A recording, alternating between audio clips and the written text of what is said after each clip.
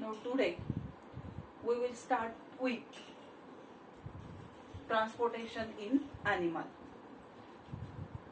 Now we know that all living organisms, that unicellular organism or multicellular organism, they have a property of exchange of material with their surrounding or with their body organs or with the cells of the body organs.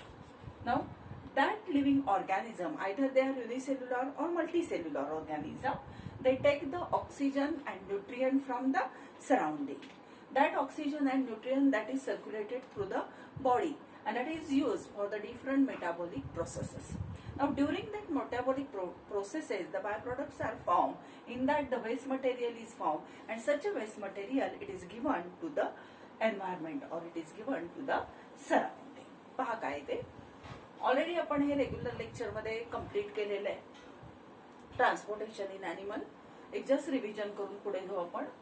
तर living organism जे आहेत मग ते unicellular असतील multicellular असतील तर त्यांच्याकडे अशी एक प्रॉपर्टी आहे की ते त्यांचं मटेरियल एक्सचेंज करू शकतात.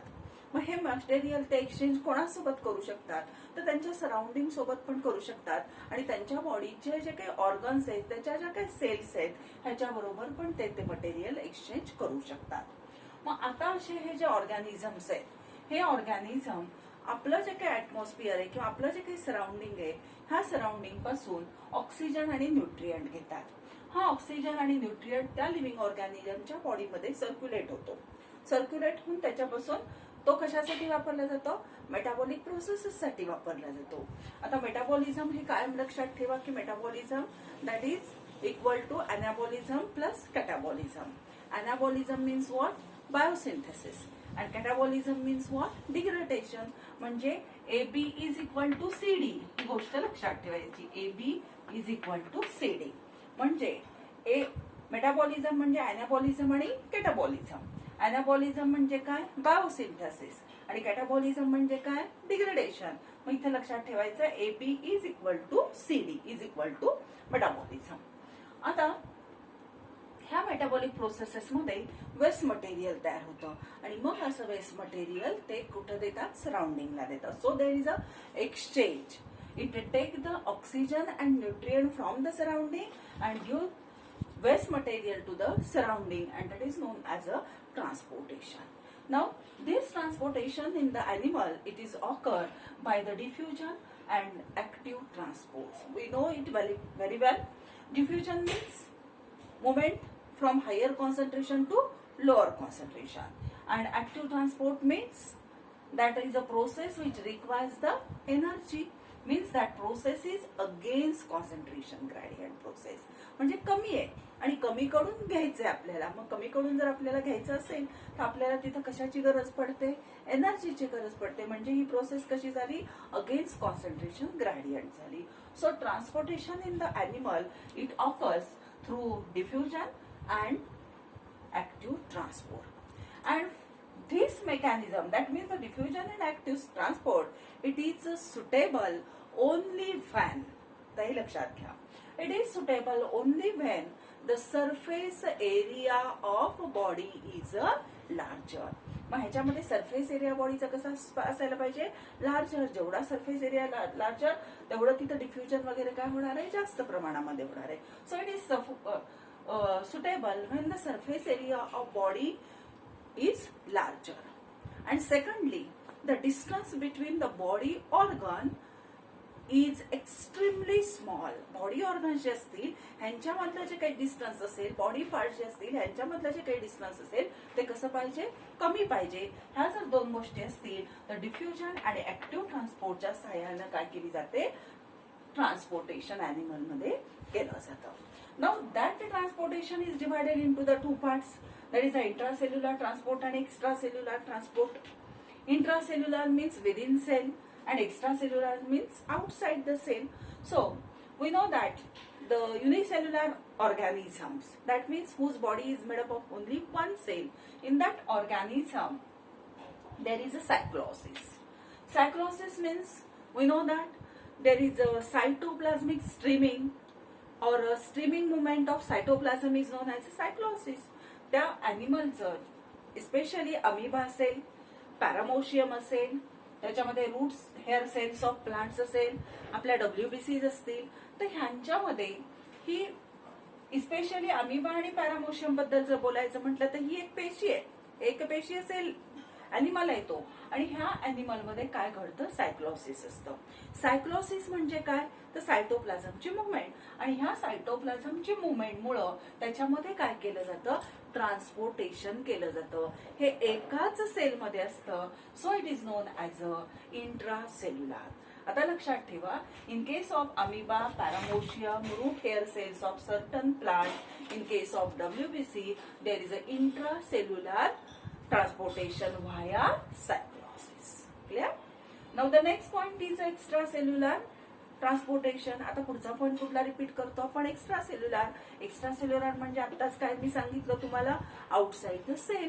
मग आउटसाइड द सेल जे आहे, तर ह्याच्यामधली काही एक्झाम्पल आपल्या पुस्तकामध्ये दिलेली आहेत. ती कुठली कुठली एक्झाम्पल दिलेली आहेत, तर त्याच्यामध्ये पहिलं एक्झाम्पल आपल्या पुस्तकामध्ये दिलेलं आहे ते म्हणजे स्पॉन्जेस,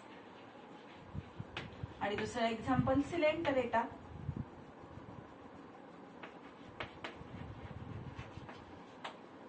आता स्पॉन्जेस म्हणजे स्पॉन्ज येतात त्याच्यामध्ये, तुम्हाला माहिती आहे सायकॉन वगैरे त्याच्यामध्ये येतो. आणि सिलेंटरेटामध्ये वेल नॉन आहे आपल्याला hydra animal.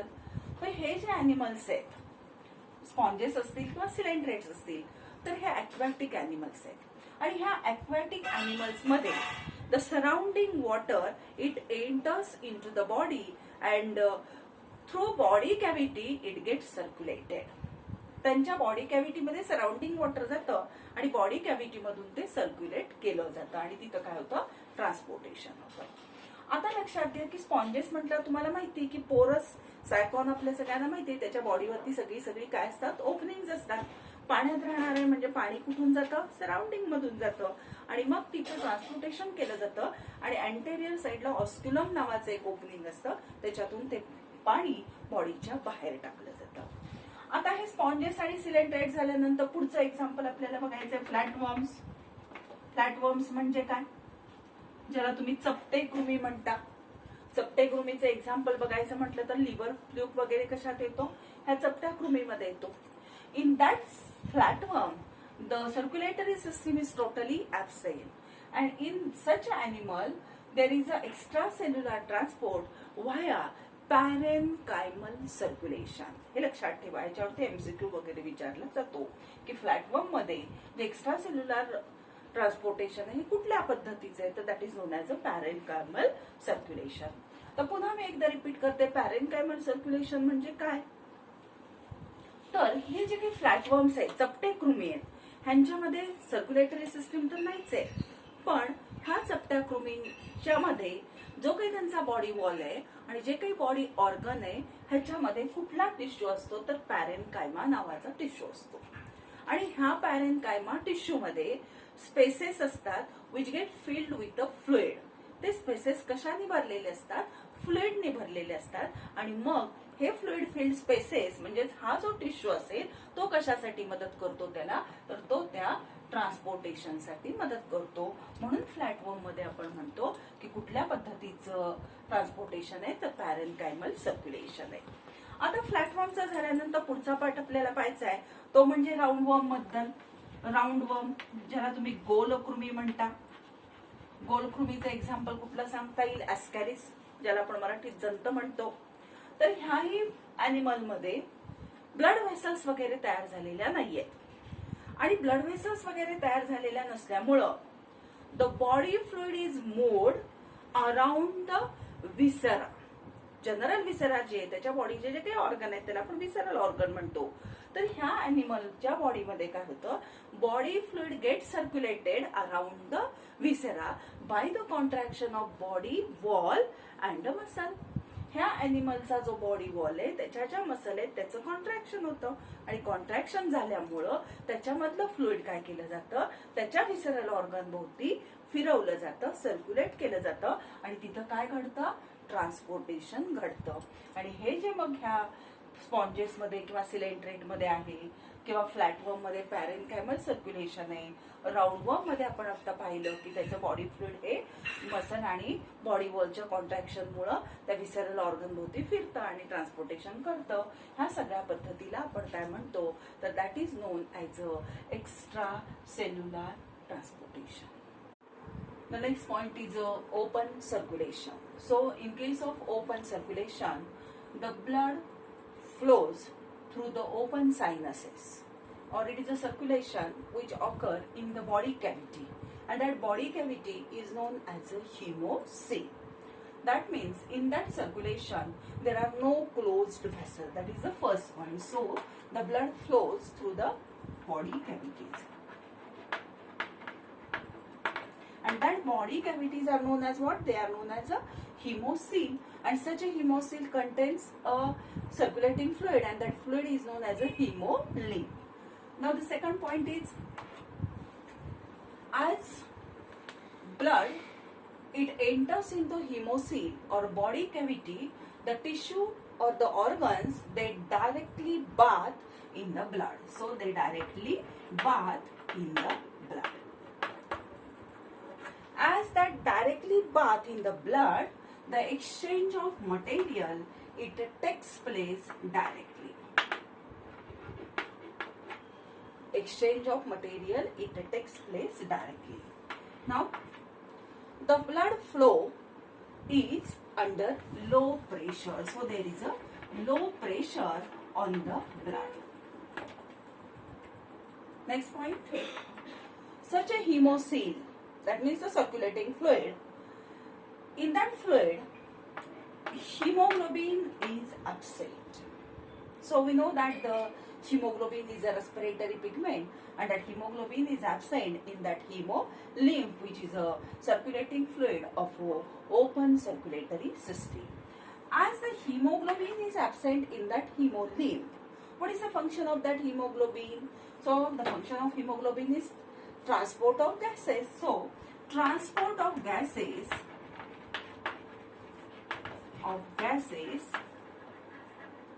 is not the function of this system. पहा, ओपन सर्क्युलेशन मध्ये आपण पाहिलं की ओपन सर्क्युलेशन मध्ये हार्टनी ब्लड पंप केलं की it directly enters into the body cavity. There are no closed vessels. तिथं व्हेसल्स वगैरे नसतात. आता बॉडी कॅव्हिटीलाच आपण काय म्हणतो? हिमोसील म्हणतो. आता हे जे हिमोसील आहे, आता इथं आपण एक एक्झाम्पल घेऊन हे समजून घेऊ हे पॉइंट कसे आहेत ते.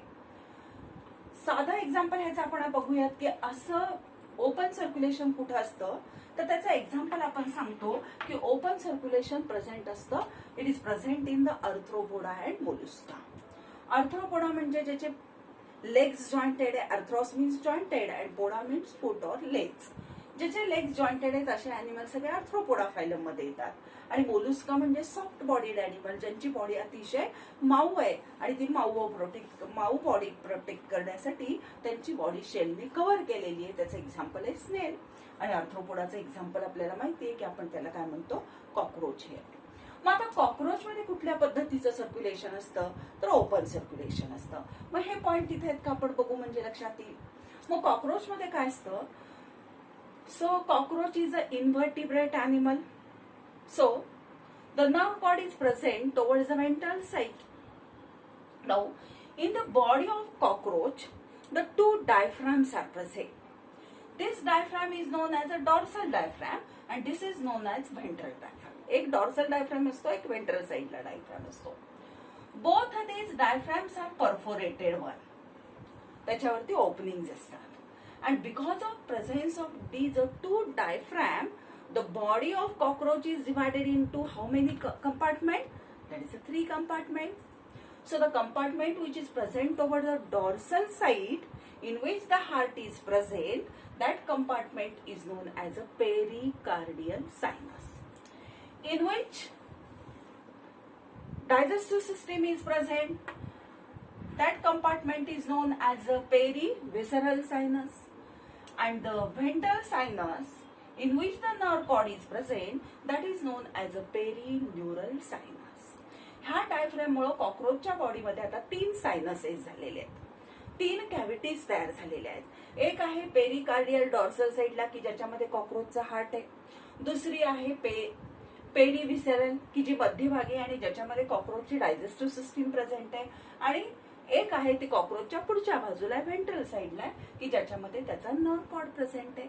आणि आताच मी सांगितलं की हे सगळे जे काही डायफ्राम आहेत दोन्ही हे कसे परफोरेटेड आहेत. आता पहा ह्याच्यामध्ये सर्क्युलेशन कसं ओपन आहे.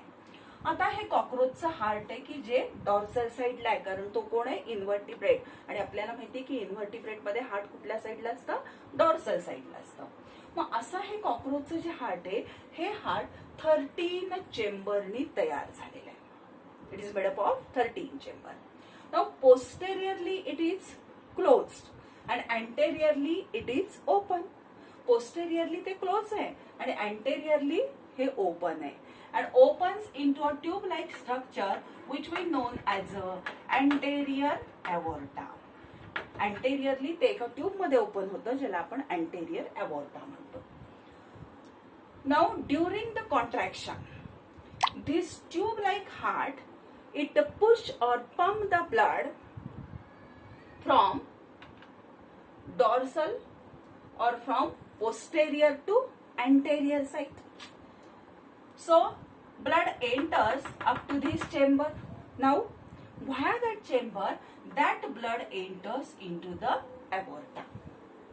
Now through this aorta that blood enters into the sinuses. That means in the body cavity or hemocoel.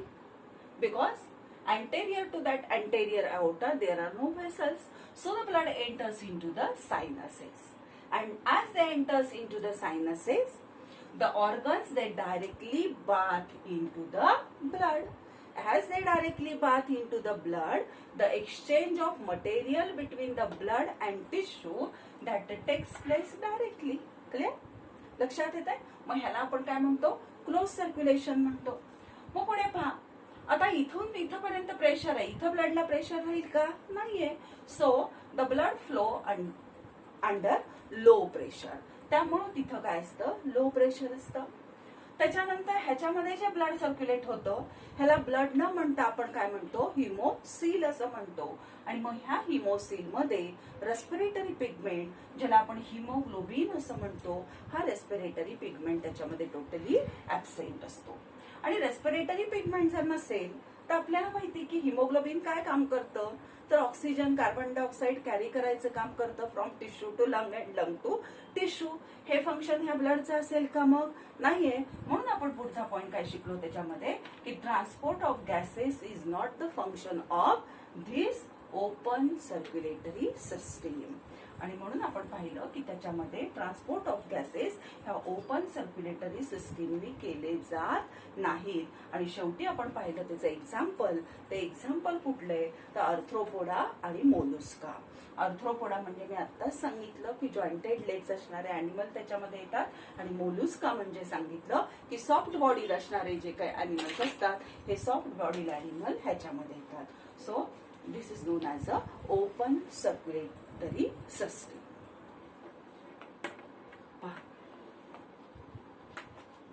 In case of closed circulation, the blood flows through the closed vessels. Blood flows through the closed vessels. So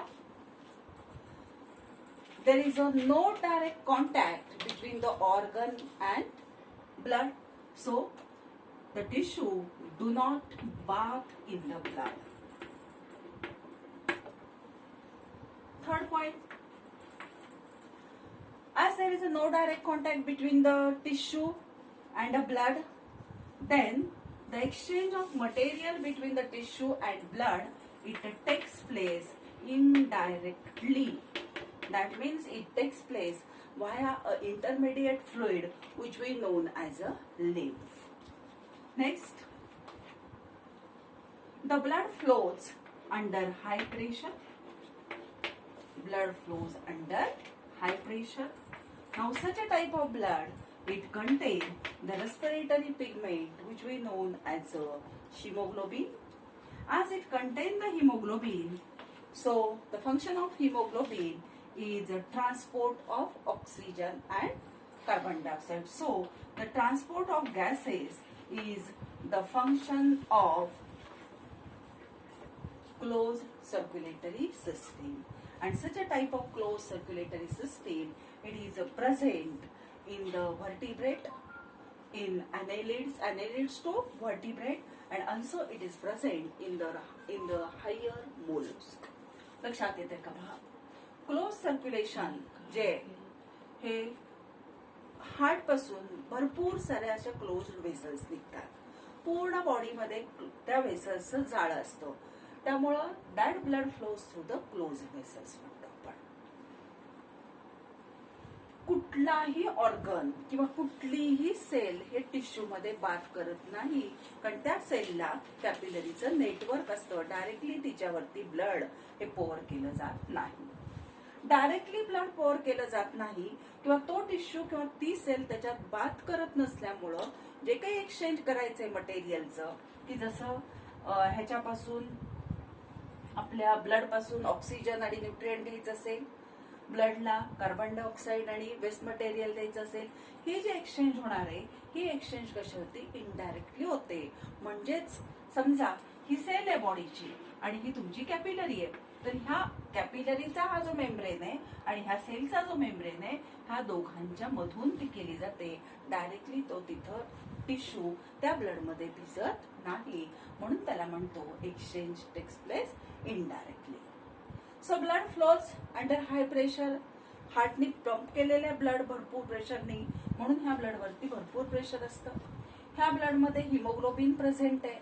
haemoglobin बद्दल तुम्हाला माहिती आहे की haemoglobin हा respiratory pigment आहे, आणि haemoglobin respiratory pigment आहे म्हणजे तो काय फंक्शन करतो, it carries oxygen and carbon dioxide. म्हणून आपण सांगतो की transport of gases is the function of this closed circulatory system.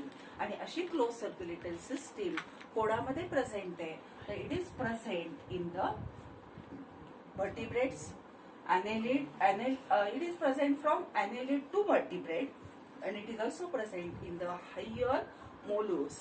That is about a type of blood vascular system. Closed circulation is again divided into the two types. So the first is known as a single circulation and second is known as a double circulation. So in single circulation, blood circulate through the heart only once during single cycle.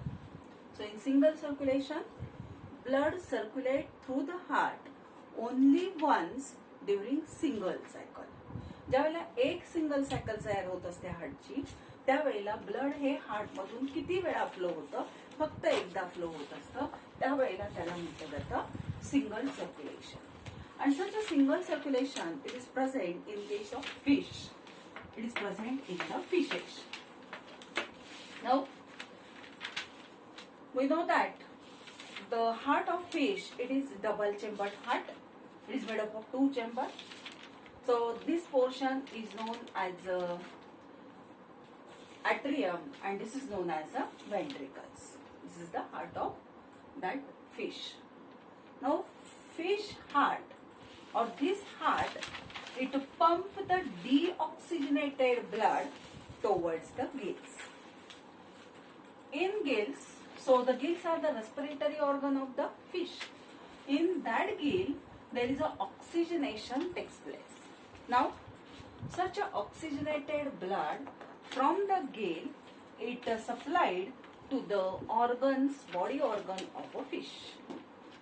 Body organ utilize that oxygen, and again that blood get deoxygenated, and such a deoxygenated blood is carried towards the heart. So the fish heart, it contain only single type of blood, that is it contain only deoxygenated blood. So the fish heart is known as a venous heart, as it contain only deoxygenated blood. पहा single circulation मध्ये काय होतंय की ज्यावेळेला हार्टची एक cycle चालू असते त्यावेळेला हार्टमधून ब्लड हे एकदाच फ्लो होत असेल तर त्याला म्हणायचं सिंगल सर्क्युलेशन. सिंगल सर्क्युलेशन कोणामध्ये दिसतं तर फिश मध्ये असतं. आता हे जे काही आहे ते फिशचं काय आहे तर हे फिशचं हार्ट आहे. ही त्याची सिस्टीम आपण काढलेली आहे. ह्या फिशच्या हार्ट हे 2 चेंबरचे आपल्याला माहिती आहे. ह्याच्यामध्ये ही आहे ॲट्रियम आणि ह्याला म्हणतात व्हेंट्रिकल. आता हे हार्ट काय काम करते तर हे हार्ट ह्याची जे काही व्हेंट्रिकल आहे that pump the blood for oxygenation towards the gills. आपल्याला माहिती आहे की फिश मध्ये गिल्स असतात. गिल्स हे त्याच्या रेस्पिरेटरी ऑर्गन आहे. मग तिकडं हे डिऑक्सिजनेटेड ब्लड पाठवलं जातं. इथं एक्सचेंज केलं जातं आणि exchange of gases takes place and such a blood get oxygenated आणि ऑक्सिजनेटेड ब्लड तयार केलं जातं. हे ऑक्सिजनेटेड ब्लड हे डायरेक्टली कुठं जातं तर त्या फिशच्या ऑर्गनला जातं. फिशच्या ऑर्गन कडून ते वापरलं जातं आणि पुन्हा त्यातलं ऑक्सिजन काढून घेऊन ते काय बनेल डिऑक्सिजनेटेड बनतं. आणि असं डिऑक्सिजनेटेड ब्लड पुन्हा कुठे येतं तर हार्टमध्ये येतं. मग ह्या हार्ट मधल्या तुम्ही ॲट्रियम घेतलं काय किंवा तुम्ही व्हेंट्रिकल घेतलं का दोन्ही हार्ट चेंबर मध्ये फक्त एक आणि एकाच टाईपचं ब्लड असतं की ज्या ब्लडला आपण डिऑक्सिजनेटेड ब्लड असं म्हणतो. म्हणून हे जे काही फिशचं हार्ट आहे त्या हार्टला व्हेनस हार्ट असं म्हटलं जातं. So it is known as a Venus heart and that is about the single circulation. The second type of closed circulatory system is a double circulation. So the definition of double circulation is, in double circulation, the blood passes through the heart twice during each cycle and it occurs in the birds and mammals. So during single cycle, blood passes through the heart twice. ज्या वेळेला हार्टचं एक contraction आणि एक relaxation होतं त्याला आपण single cycle म्हणतो. तर त्यावेळेला ब्लड हे हार्ट मधून किती वेळा पास होतं 2 वेळा पास होतं. त्याला म्हटलं जातं double circulation. So in that it involves the 2 steps or 2 types. In that the first is known as a pulmonary circulation and second is known as a systemic circulation. So the first is known as a pulmonary circulation and second is known as a systemic circulation. So in pulmonary circulation, the deoxygenated blood from the heart, it supplies towards the lung, and again oxygenated blood return to the heart. Or the deoxygenated blood from right ventricle, it's supplied to the lungs, where the lungs are the respiratory organ.